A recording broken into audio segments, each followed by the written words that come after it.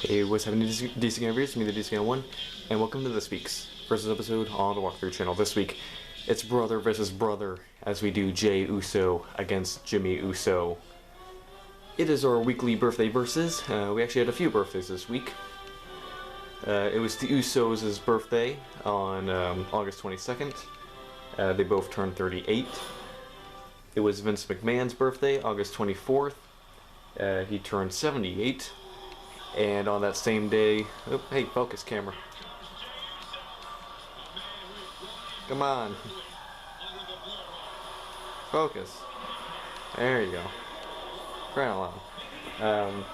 Same day, August 24th, was also Soul Man Rocky Johnson's birthday, The Rock's dad. He would have been 79. And unfortunately, birthdays were not the main thing in the wrestling news this week. There were two very big passings that happened this past week. The first one being Terry Funk, who passed away on August 23rd at the age of 79. When that news came out, everyone was really shocked. But it's interesting because I think it was about a week or two ago that a picture came out of Terry Funk on social media. It was like the most recent picture of him, and he didn't look to be in great shape. Like, he was like very skinny and gaunt in a wheelchair. I mean, it was the first time that Terry Funk, I think, has ever actually looked his age. I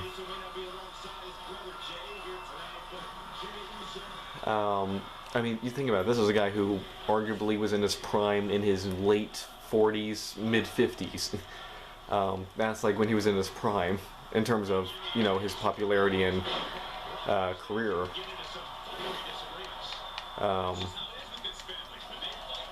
So it was a big passing there, but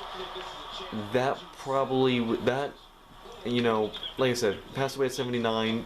He wasn't looking that good in the last few months based on that picture. And, at that age, when someone passes, yeah, it's sad and a little bit of a shock, but, he was up there in age. That was nothing compared to the passing that happened the next day when it was announced that Bray Wyatt had passed away on August 24th at the age of 36. That, I mean, if Terry Funk's passing, was a shock, that was... No one saw that coming. Apparently, Wyatt had some kind of heart condition that had gotten worse after he got COVID, and it finally just got too much, and he passed away at 36. And yeah, that one came out of nowhere, and it was interesting because the past couple weeks or so, WWE has actually been posting a lot of Bray Wyatt and Fiend matches on their YouTube channel, as if they were, building up a Wyatt return, a return that's been rumored to be in the works for the past few months now. I mean, it feels like for the past few months, people have been saying that Bray Wyatt's gonna return. They're just trying to figure some things out. And it seemed like they were about to pull the trigger on it sometime soon, but, wasn't meant to be, I guess. So that was a big one. And that's why I'm doing the ECW arena for this one, kind of to honor Terry Funk in that way. So yeah, just two big passings, one of, a legend and a pioneer of pro wrestling, and a star who, in their prime, who has still never really got to reach their full potential. And I think that's the true saddest thing about Bray. With all the success he had, it always felt like he could have had more. And when you see all the tweets that people put out about him after his passing, the common theme is talking about how he's probably one of the greatest minds in wrestling. His creativity, his dedication to his characters, his dedication to gimmicks and getting stuff over. A great like in-ring performer, great storyteller, all that stuff. And with all those attributes and talents, it still just never felt like he got to the level he should have been. I mean, this is a guy who's a multiple-time WWE champion. Oh,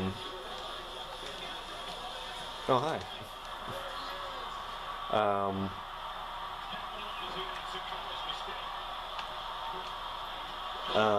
But he never felt like the guy.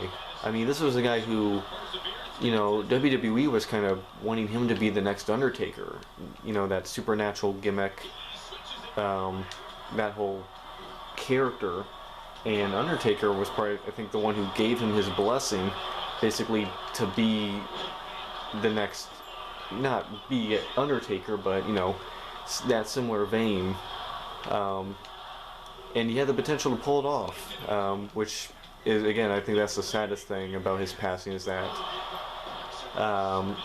he never got to reach his full potential, even though he still had a great moments and a great career and a huge legacy, and, you know, a permanent legacy. It still feels like he could have done so much more. So that's been the wrestling news for the past few days now. Happened on the 24th, so 2 days ago. I believe Triple H was actually the one to like confirm it on social media, after getting confirmation from Rotunda's family. So we're going to go ahead and move on to Raw and SmackDown. Should we know that the Raw happened before both Terry Funk and Bray Wyatt passed away. So beginning with Raw, Kofi Kingston and Xavier Woods beat Matt Riddle and Drew McIntyre in order to get a shot at the tag team titles. Afterwards, the Viking Raiders came out. They had actually interfered with the match, targeting Drew McIntyre and costing Riddle and Drew the match. Afterwards, the Viking Raiders also beat up the New Day as well. Chad Gable faced Gunther for the Intercontinental Championship in what was probably match of the night. Actually, probably match of the week, if anything. It was a great match that ended via countout after Chad Gable put Gunther, it was either through a table or they were at ringside. Gable was able to get in before the count. Gunther couldn't, so Gunther lost by countout, making it his first singles loss on the main roster. But because it was by countout, he didn't lose the title. Which, you know, I think is the best way to do it. You want to establish Gable as, you know, someone who has the potential to actually beat Gunther, without, you know, without having Gunther lose the title on free TV. You know, holding out for that big pay-per-view match. Which is, you know, I think I said this last week when this match got confirmed. This is a pay-per-view level match, and WWE, if they're smart, should save it for a pay-per-view. Oh, jeez. Oh, that didn't go well.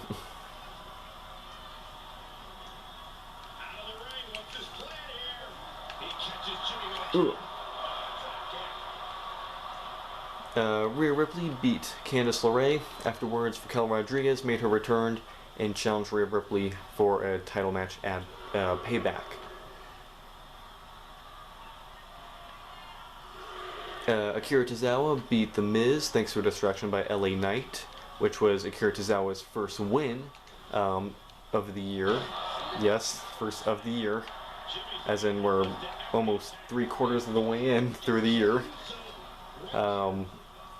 And this is his first win, so yep, that's how Tozawa's being treated.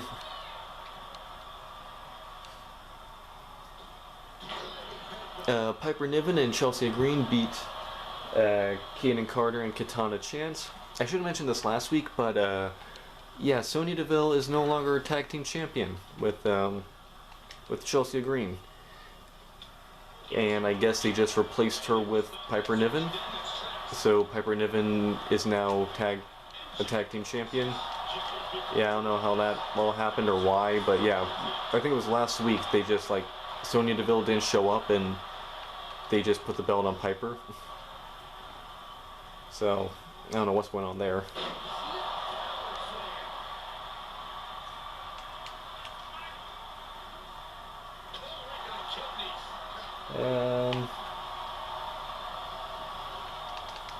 Let's see, ow. Kevin Owens and Sami Zayn face Damian Priest and Finn Balor in a tag team match. Ow. During the match, JD McDonough ran down and tossed the Money in the Bank briefcase to Damian Priest so he could... No, he tossed it to Finn Balor so he could use it on Owens. Owens took it away from him and used it on Balor to cause a DQ. This then led to the Judgment Day doing a 3-on-1 beatdown of Sami Zayn and Kevin Owens until Cody Rhodes ran down, which then led to a 6-man tag team match for the main event, which Sami Zayn, Kevin Owens, and Cody Rhodes won.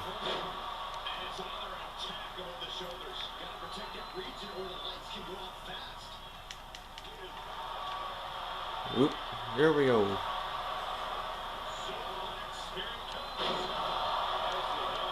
Moving on to SmackDown. A good chunk of SmackDown was spent paying tribute to Terry Funk and Bray Wyatt. Probably more Bray Wyatt because that was the more recent passing and probably the one that hit more close to home for a lot of people. The show opened with them doing a 10-bell salute for both Terry Funk and Bray Wyatt. Braun Strowman and Eric Rowan actually showed up for Bray's. They were out there with the rest of the roster. It's nice to see them bring in Eric Rowan, even though he's not with the company anymore. It's fitting for him to be there. It's crazy to think that the Wyatt family, you know, a stable that was, you know, a stable from the past few years, half of the members have passed away. I mean, that's crazy. Especially considering the ages of them. I mean, when you think of stables of the last 5-10 years, you know, all of them are basically still active wrestlers. So the idea that a stable from the last 5 or 10 years has lost its 2 members, like 2 of its 4 members, that's... ugh.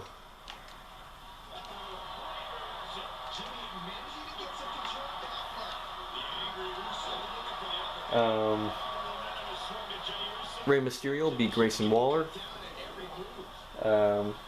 Io Sky beat Zelina Vega to retain the women's tag team, or the women's title. It was actually a really good match. Yeah, it was a nice showing for Zelina. They gave her a pretty good chance of actually winning. Like, they made her look like she had the potential to beat Io Sky and become the champion. Ow. So it'll be interesting to see if they go back to that match or, you know, keep Zelina Vega in the title picture. Oh, no, you don't.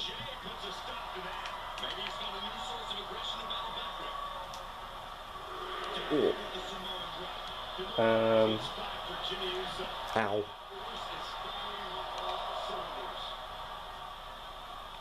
Oh, no. No.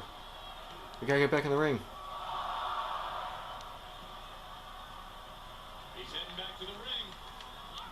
Here we go. The Street Profits beat Butch and Ridge Holland in a Terry Funk hardcore match, which, to be honest, wasn't really a hardcore match. I mean, the most hardcore part of it was a table spot at the end. But I'm sure this match wasn't meant to be a hardcore match and was kind of named that last minute. But it was a good match still. The main event, LA Knight beat Finn Balor before challenging The Miz for a match at Payback. Honestly, the match itself wasn't probably even the highlight of the final segment. That probably would have been the promo beforehand, which was cut by LA Knight, basically paying tribute to Bray Wyatt. Because if you remember, before Bray, you know, went on his hiatus, he was in the middle of a feud with LA Knight. That was like LA Knight's like breakout feud on the main roster, was with Bray Wyatt, which never really got a conclusion due to Bray having to take time off. which now that we know what happened, it's now there's that question of, was the reason he took that hiatus in the first place because his health was getting that bad? But, you know, I don't remember why he went away to begin with. I can't remember if it was a health reason, or I heard something about a contract dispute or something about that, or like he wasn't happy with the creative. I can't remember. But, you know, now that we are where we are, I wonder if there was something going on health-wise that he knew he needed to take time away.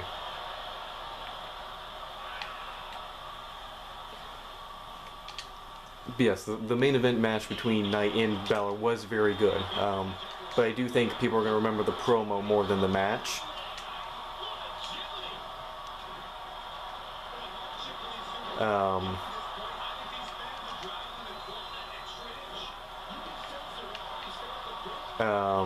It was just a really good promo of Knight paying tribute to Bray in a really good way, while also staying in character while doing so.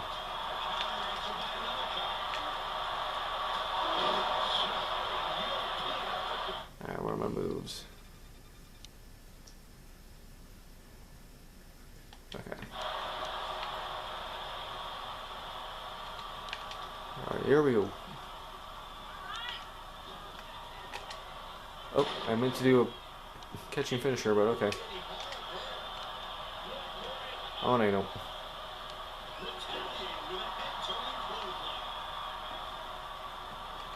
Alright, let's try this again. Up you go. Got him.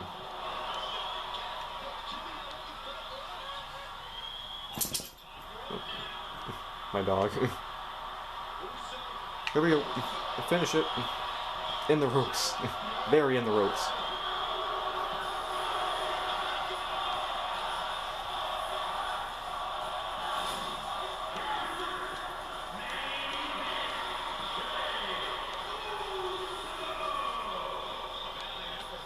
Well, I hope you guys enjoyed this Versus episode. Make sure to like, comment, subscribe. I make videos all the time. Stay tuned for next week's Versus episode. And next week where we continue our Batman Arkham Asylum walkthrough.